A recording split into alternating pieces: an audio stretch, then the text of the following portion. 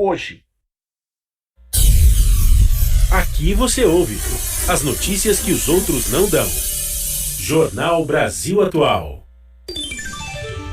Agora são 7h17 e em áudio vazado, o ministro da Educação, Milton Ribeiro, diz que libera a verba da educação sob orientação de pastores, chamados Gilmar Santos e Arilton Moura, a pedido do presidente Jair Bolsonaro.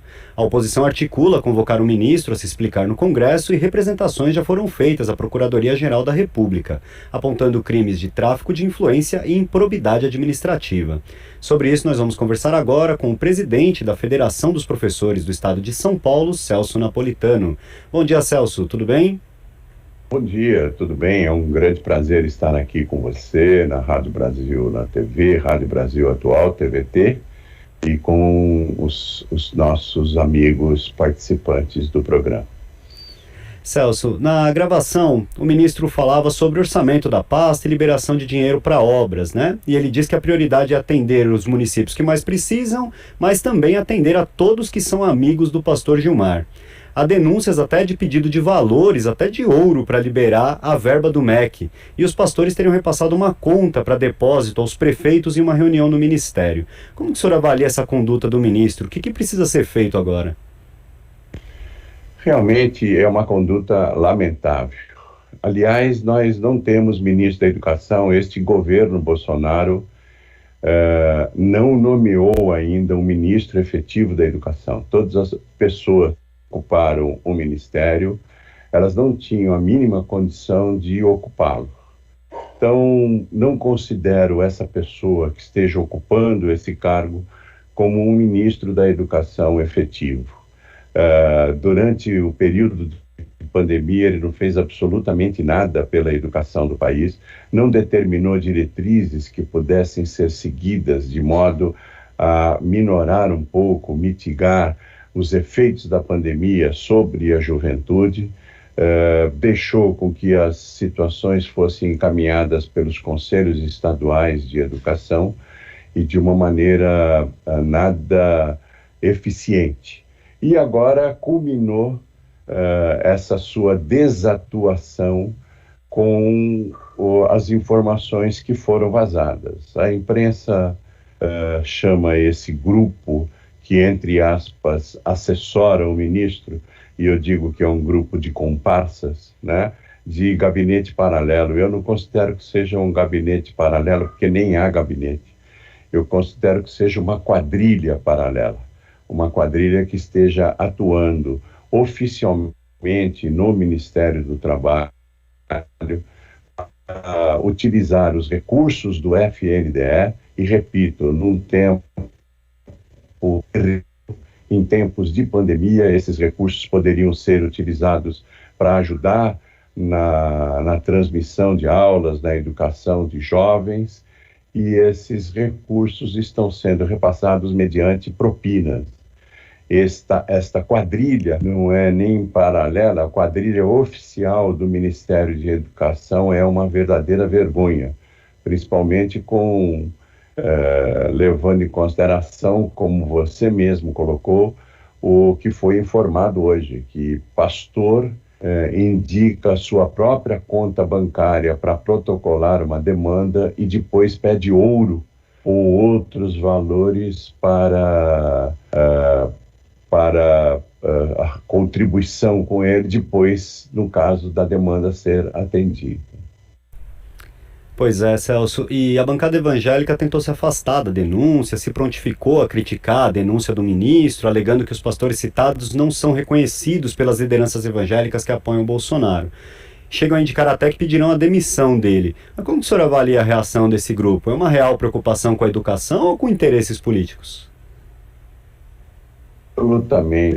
Eu absolutamente tenho nada contra as pessoas que professam a fé evangélica. Também, de uma maneira geral, não tenho nada contra com que essas pessoas que têm representantes do Congresso Nacional se reúnam em uma determinada bancada para defender os seus próprios interesses, desde que esses interesses sejam legítimos. No Congresso Nacional, nós temos agrupamentos de pessoas, além dos agrupamentos partidários, que, na minha concepção, são efetivamente os agrupamentos que deveriam se organizar na democracia, porém, de qualquer maneira, há pessoas de mesmo interesse que se organizam em outros tipos de agrupamentos. Nesse caso, nós temos um grupo temático que se autodenomina bancada evangélica, porque as pessoas que compõem esse grupo e que foram eleitas professam a fé evangélica. Nada contra. O que nós temos que ser contra, efetivamente, num regime democrático, é que esses agrupamentos sejam utilizados para influenciar o governo em algumas questões que dizem respeito aos seus próprios interesses políticos ou até, como é o caso agora, de financeiros. Não tenho absolutamente nenhuma informação de que essa bancada evangélica procure obter vantagens financeiras com a sua atuação, muito diferente do que está acontecendo com esses dois pastores que foram citados, Gilmar e Arilton, se não me engano.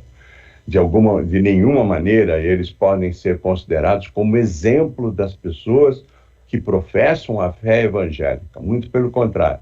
São pessoas que eventualmente são pastores, que se dizem pastores, mas que eventualmente utilizam a fé evangélica para os seus próprios benefícios. As pessoas que professam a fé evangélica não têm, em maneira geral, essa característica. Mas também eu não posso considerar que a bancada evangélica tenha uma proposta de educação para esse país. Começando pelo fato de que a bancada evangélica não diferencia o Estado da religião. E o Estado é laico, todas as legislações, a própria LDB que regulamenta a política educacional nesse país, estabelece a laicidade da educação e do Estado. Porém, nesse caso da bancada evangélica, que, repito, tem toda a legitimidade para defender os seus interesses, pelo contrário, não tem nenhuma legitimidade para estabelecer um programa de educação para esse país. Esse programa de educação não pode ser de governo, o programa de educação tem que ser de Estado. E é isso que está sendo discutido, inclusive, nas conferências de educação e que vai acontecer agora na CONEP, na Conferência Nacional de Educação, que ocorrerá agora no meio do ano. Então, não reconheço a legitimidade dessa bancada para pleitear nenhum tipo de atuação no Ministério da Educação. E Celso, além dessa questão dentro do Ministério da Educação, essa história de gabinete paralelo, isso tem sido uma prática comum do governo Bolsonaro em várias áreas, né? A gente também viu isso no Ministério da Saúde, em meio à pandemia do coronavírus, enquanto ao mesmo tempo se esvaziam os conselhos de representantes da sociedade civil em várias áreas. Isso é normal? Que consequência que isso pode trazer para o desenvolvimento da educação e das políticas públicas no geral? Infelizmente, isso é normal neste desgoverno que nós temos. Eu digo para você, eu não estou considerando esses agrupamentos que se formam nos governos, essas verdadeiras quadrilhas, como paralelas, não. Eu estou considerando como oficial. Então, essa quadrilha que se formou no Ministério da Saúde foi de fundamental importância para que o Ministério da Saúde fosse inerte durante a pandemia. É uma quadrilha que dá assessoria ao presidente da República e que faz com que o presidente da República adote medidas, por exemplo, no caso do Ministério da Saúde, que nada tem a ver com a saúde pública. E é o que está acontecendo agora no Ministério da Educação. Isso faz com que surjam pessoas que compõem esses agrupamentos, essas quadrilhas oficiais que estão atuando no Ministério, exatamente para obter vantagens pessoais em função das verbas de Estado que são destinadas, que deveriam ser destinadas para as políticas públicas. Como você disse, na verdade, as representações da sociedade civil, das organizações, elas não estão atuando nesses ministérios, portanto, está ocasionando, principalmente nesses dois casos, na educação e na saúde, um prejuízo enorme à política educacional e à política de saúde desse país. Nós assistimos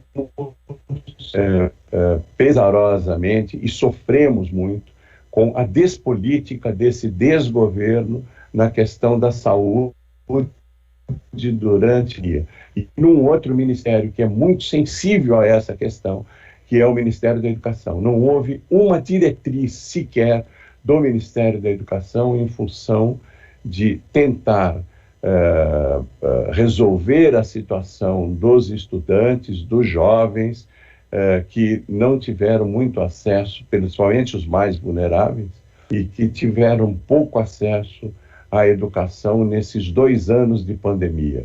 E isso é uma montagem, né, de um agrupamento de pessoas, como eu já disse algumas vezes, de algumas quadrilhas que tomaram o poder, tomaram o governo, mercê uma eleição, lógico, legítima, houve efetivamente um número de eleitores, um número de votos maior para esse cidadão que está no país, que está assumindo o poder no país, mas é inegável de que essa eleição foi eivada de erros e de políticas não muito, eu diria, não muito normais. Mas, apesar de ele ser eleito, foi eleito de maneira legítima, com mais votos do que o segundo candidato, que era o ministro Haddad.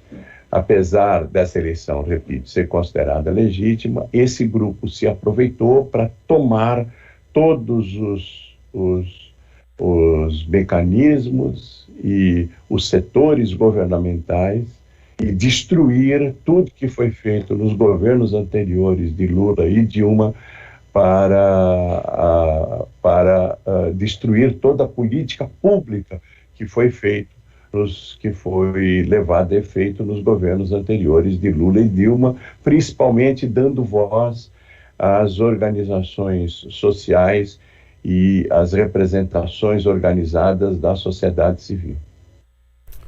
Pois é, Celso, a gente espera muito que esse caso não fique impune, né? É uma denúncia gravíssima isso que está acontecendo no Ministério da Educação e nós vamos seguir acompanhando aqui. Muito obrigado pela sua participação de hoje aqui no Jornal Brasil Atual e um bom dia para o senhor.